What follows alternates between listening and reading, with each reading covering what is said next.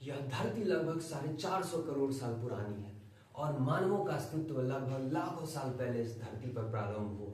लगभग 18 से 19 लाख साल पहले मानव का विकास होना शुरू हुआ।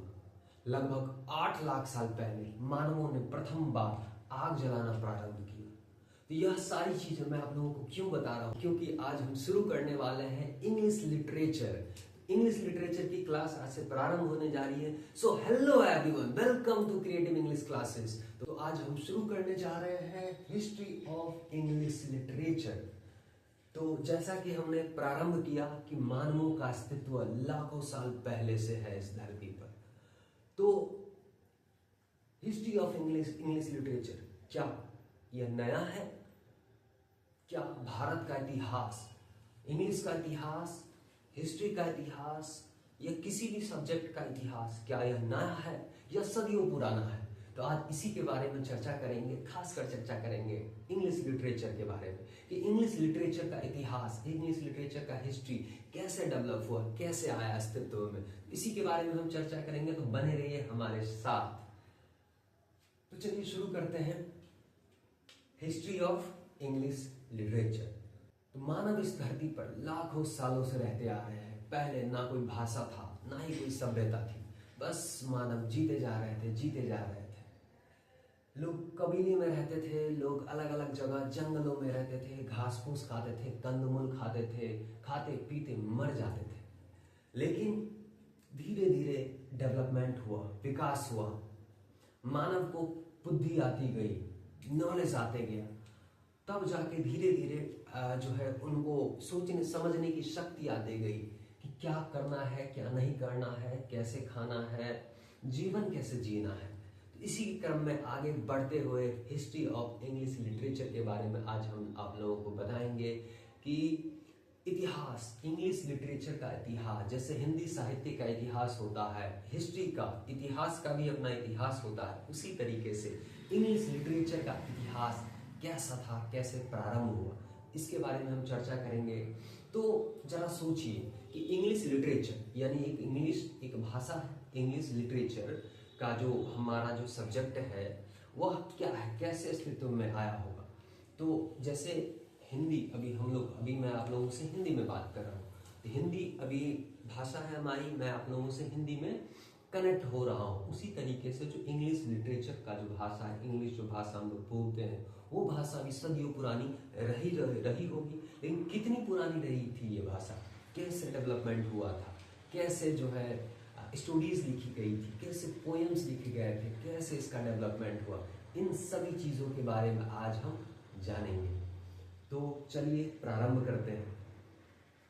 सबसे पहले बात करते हैं क्लासिकल पीरियड की। सबसे पहले आता है क्लासिकल पीरियड। ये तब की बात है जब इंग्लिश का भाषा, मतलब इंग्लिश भाषा वजूद में नहीं था, तब शुरुआत होता है क्लासिकल पीरियड का। यहाँ से प्रारंभ होती है, टूटी फूटी ही सही, लेकिन इंग्लिश भाषा की शुरुआत, इंग्लिश भाषा का प्रारंभ जो है यहीं से हो रहा है, होता है। कहाँ से होता है? The classical period.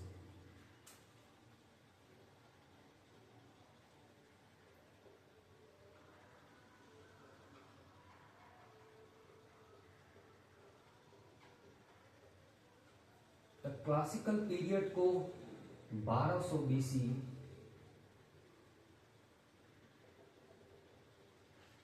से लेके 455 सीई, यानी 1200 बीसी से 455 सीई तक पढ़ते हैं।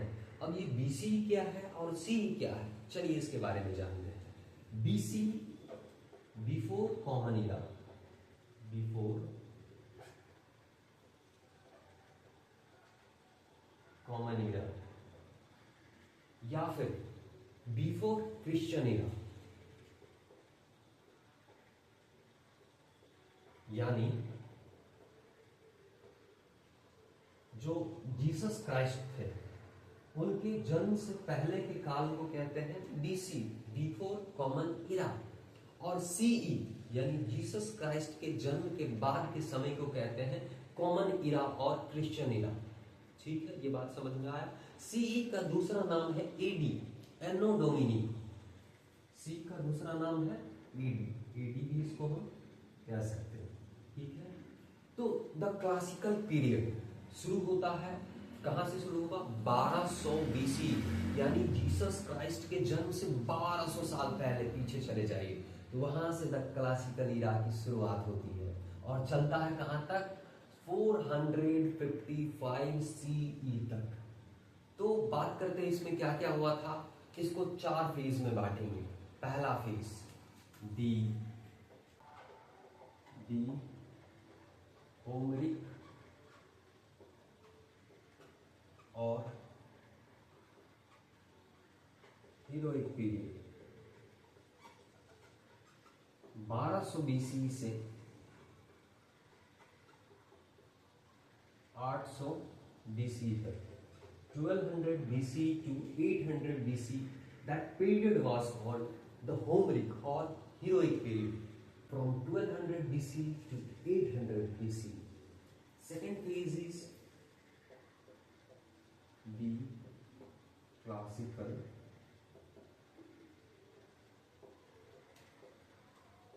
Greek period,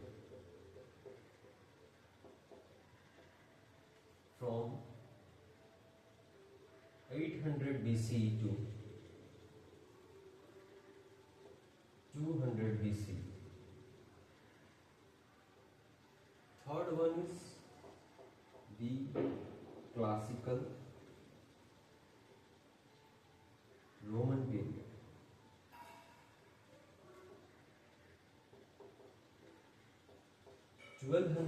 200 BC to 70 CE. Fourth one is the patristic period,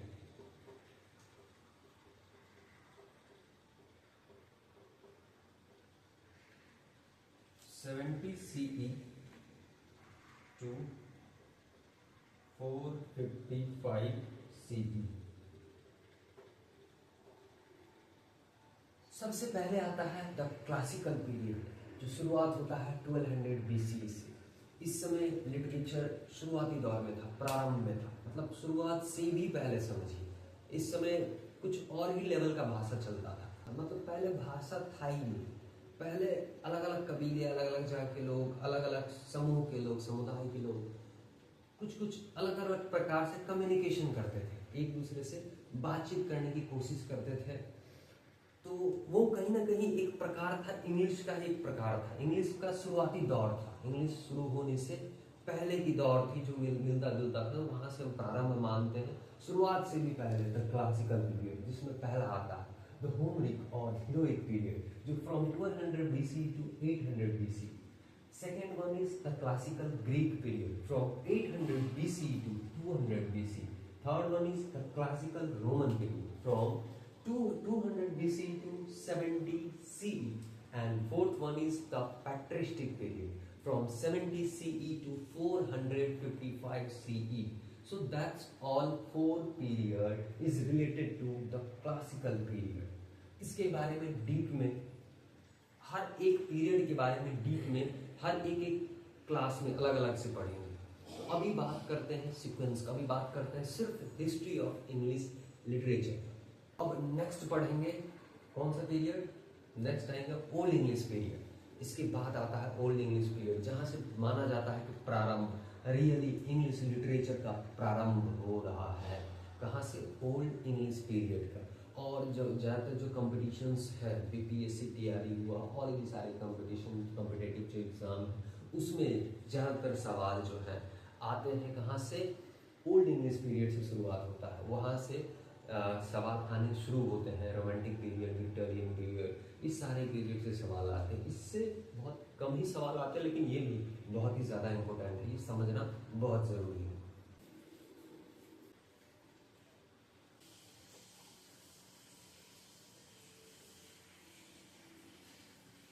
next जो हम पढ़ने वाले हैं वो है the old English period, the old English period, from 450 BC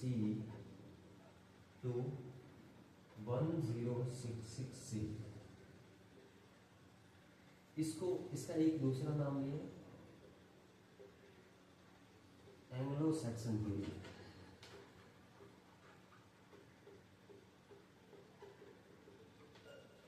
the old English period और एंग्लो सैक्सन पीरियड, इसमें एंजल सैक्सन सब रहते थे।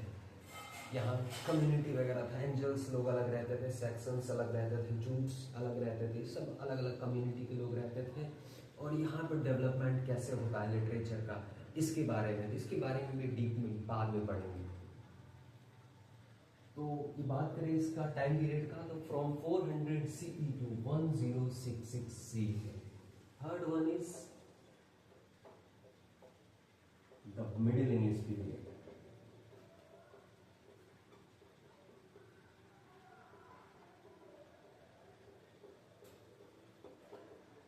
The Middle English period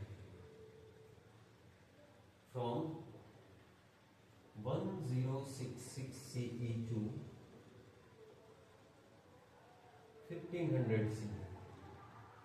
इसका टाइम पीरियड है फ्रॉम 1066 CE टू 1500 CE। इसमें बात करें, इसका दो सब डिवीजन है, एक Anglo Norman period, Anglo Norman period from 1066 CE और AD to 1340 CE। Second subdivision is the age of Chaucer। Chaucer या चौसर जो भी कहिए इसको, the age of Chaucer from 1340 CE to 1400 CE। बस 60 साल का पीरियड था, 64 साल का, द एज ऑफ चौसर।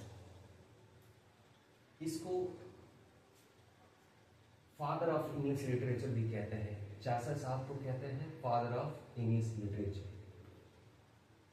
तो अब यहाँ पे लिखा है हमने 1066 CE टू 1500 CE, तो जबकि खत्म हो रहा 1400 CE पे, तो बाकी का 100 साल कहाँ गया? 100 साल को माना जाता है द डार्क एज।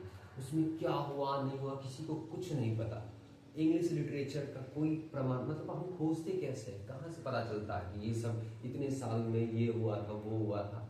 ये सब हमें जो पुराने धरोहर हमारे रखे हुए हैं, जो पुराने लिटरेचर, पुराने रिटन रिकॉर्ड सब रखे हुए हैं, है ना, मैन्युस्क्रिप्ट्स, वहाँ सबसे पता चलता है कि हमारा इतिहास ऐसा था। तो 100 साल के बारे में कोई जानकारी नहीं मिलता, जिसको कहते हैं the Dark as.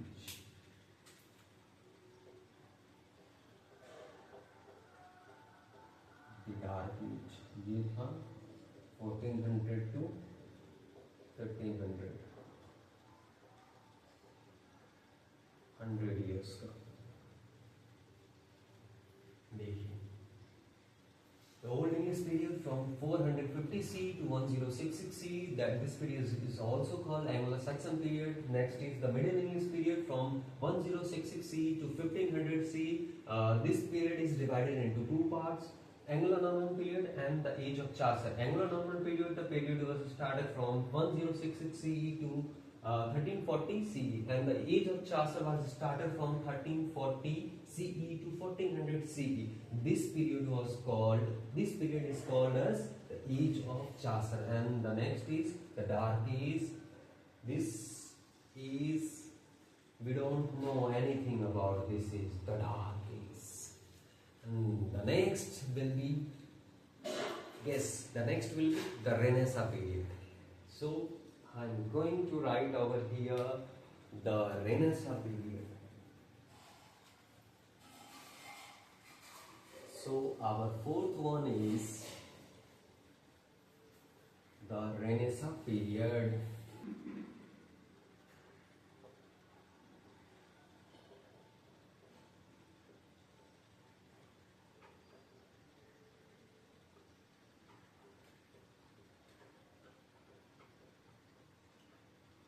The Renaissance period from 1500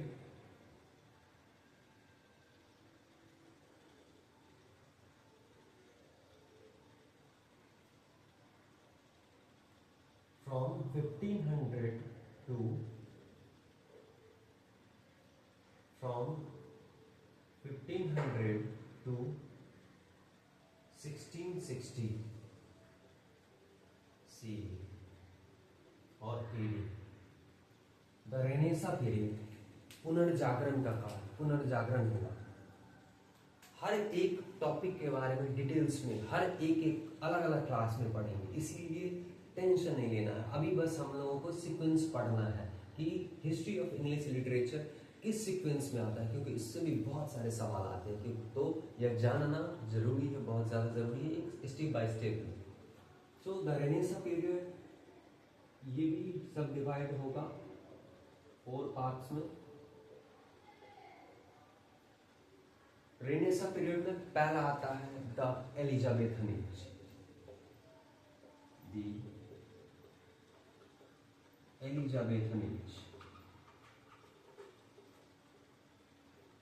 time period is 1558 to 1603 CE,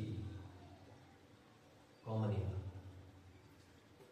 Elizabethan age, अब ये मैंने लिखा 1558 से स्टार्ट होगा, यानी इससे पहले क्या था, अर्ली रेनेसा, पुनर्जागरण का, पुनर्जागरण से पहले की दौर, अर्ली रेनेसा पीरियड। इसीलिए इसका बेसिकली स्टार्टिंग माना जाता है 1558 to 1603 CE। इस एज को कहते हैं the age of Shakespeare, the age of Shakespeare.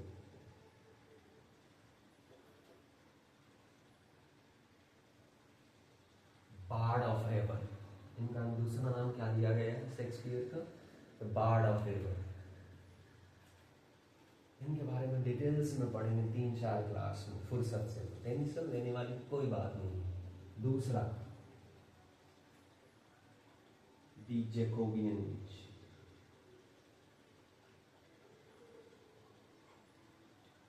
The Elizabethan age के बाद द जैकोबियन एज, इसका time period from 1603 to 1625।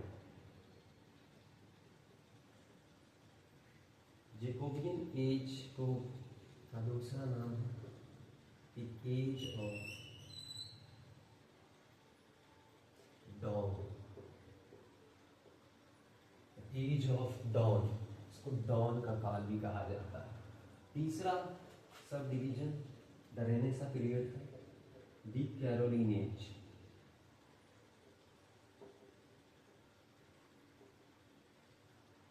From 1625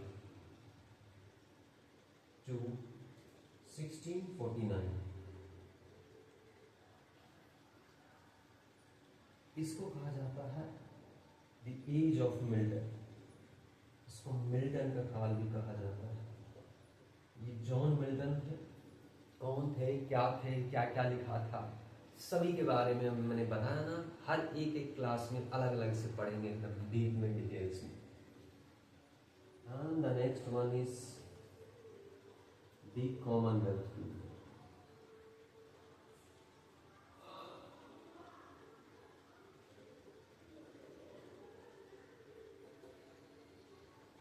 from 1649 to 1660 CE,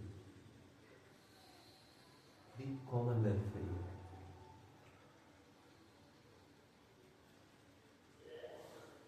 सो ये रेनेसा पीरियड का 4 सब डिवीजन है, इसको अलग अलग से बाद में पढ़ेंगे, जैसा कि हम ऑलरेडी बता चुके हैं आप लोगों को।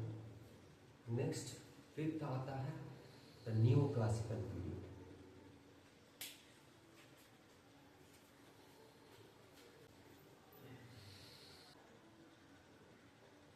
5th one is the neoclassical period।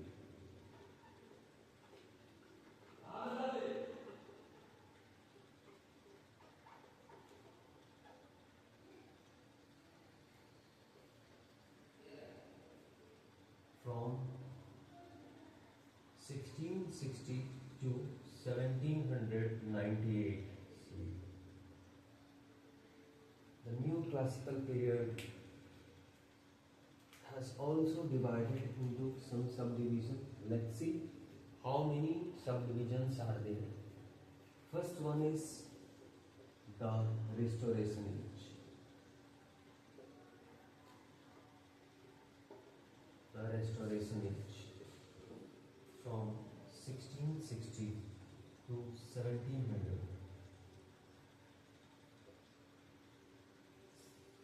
This period is also called as the Age of Dryden. The Age of Dryden.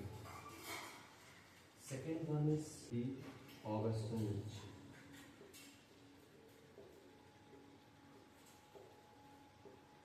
From 1700 to 1745. See,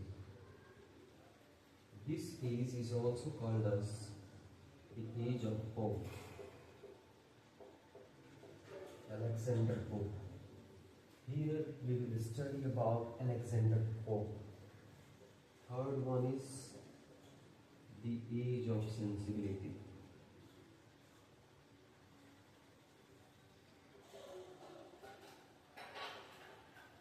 Or the Age of Johnson.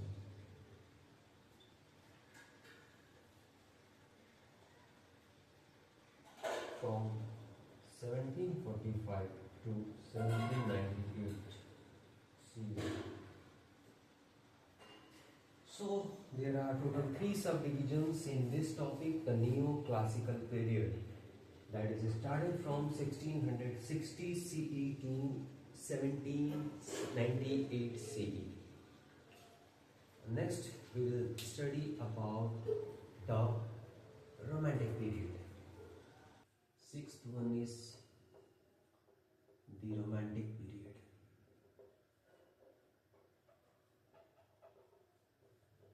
The Romantic period.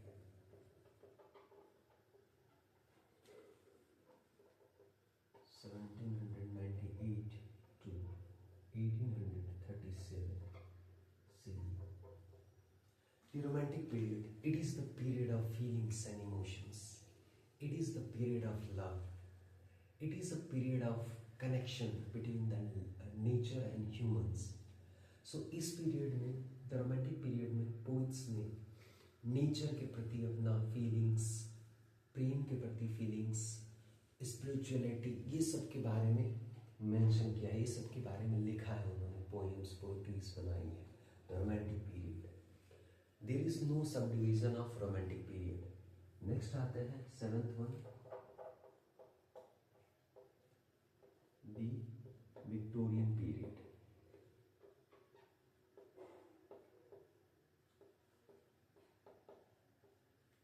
From 1837 to 1900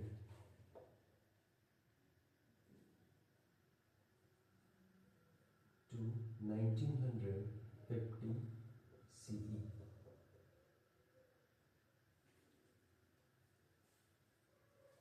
To 1901 CE or AD. So the Victorian period from 1837 to 1901 AD. This Victorian period, the period of Queen Victoria, the Maharani. So this period is subdivided into 2 parts. The Pre-Raphaelites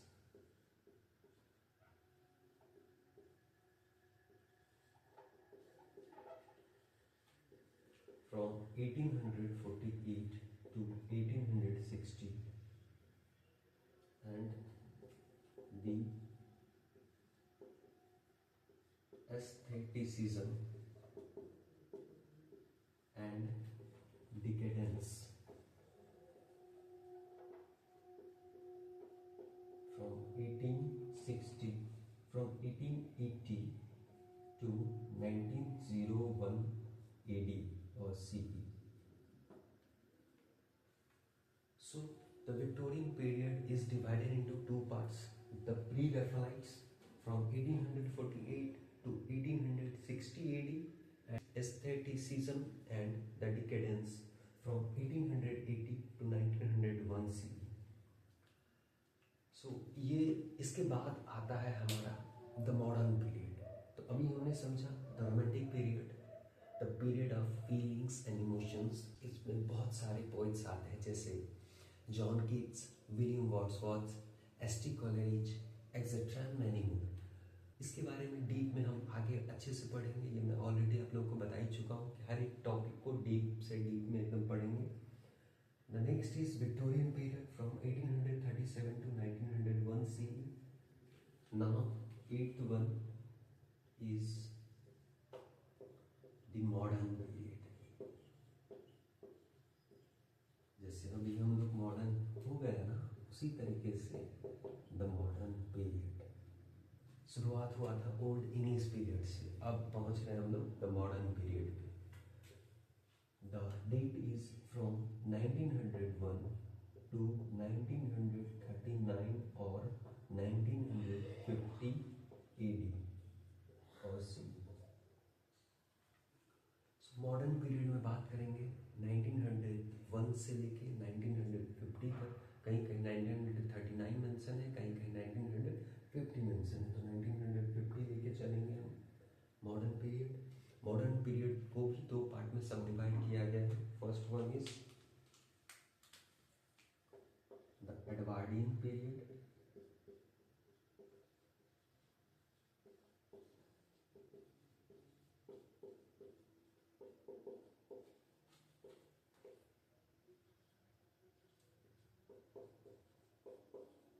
and the second one is the Georgian period.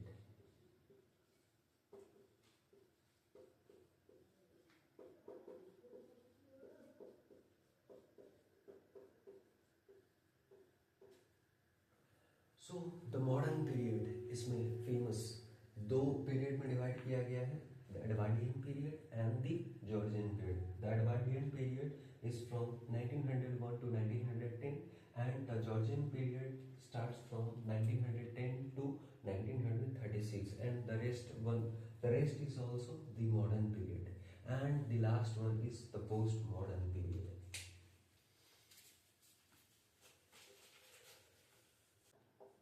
The postmodern period, modern period के बाद वाला period, modern period के बाद वाला period, the post modern period from 1950 CE और AD to till now. सो 1950 के बाद से लेकर अभी तक के पीरियड को पोस्ट मॉडर्न पीरियड कहा जाता है। देयर आर नो सब डिविजन्स टिल येट। सो ये था हमारा हिस्ट्री ऑफ इंग्लिश लिटरेचर। हमने एक क्रोनोलॉजी में हिस्ट्री ऑफ इंग्लिश लिटरेचर को पढ़ा, one by one, step by step, हर एक पीरियड का टाइमलाइन हमने यहाँ पे पढ़ा, और हर एक पीरियड का डिटेल्स में हम अलग अलग वीडियोस में पढ़ने वाले हैं। तो आज की क्लास यहीं पे ख़त्म करते हैं। तो मिलते हैं अगले वीडियो में जिसमें हम लोग द क्लासिकल पीरियड के बारे में डीप में पढ़ने वाले हैं। सो अभी के लिए good night, bye bye, take care.